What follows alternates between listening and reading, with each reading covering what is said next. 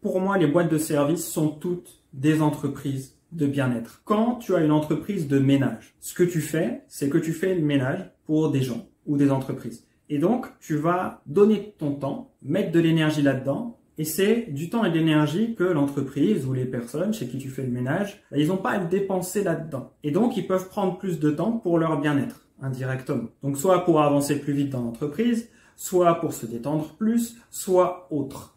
Soit pour travailler s'ils ont juste pas le temps de faire le ménage. Et donc là, c'est juste une contrainte de temps, ils n'ont pas le choix. Il y a plusieurs cas, mais dans cet exemple-là, on voit bien que directement ou indirectement, en enlevant le poids ménage de la tête des gens, tu apportes du bien-être. Vous pouvez me challenger en commentaire si vous voulez, ou ailleurs, ou comme vous préférez, ou me contacter par mail, etc. si vous avez une exception en tête. Mais pour le moment, j'en ai pas vu. Et donc, à partir de ce moment-là, si on considère toutes les boîtes de service comme des boîtes de bien-être, d'une façon directe ou indirecte, et c'est rarement très indirect, c'est souvent même assez direct, le côté bien-être dans les boîtes de service. Quand on fait ça, on arrive déjà mieux à comprendre dans quelle situation on est.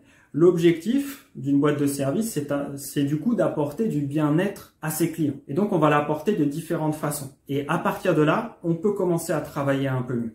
Donc, si vous avez des questions par rapport à ça, encore une fois, je vous recommande de me contacter. Vous avez mon mail un peu partout de toute façon. Vous pouvez le retrouver assez facilement.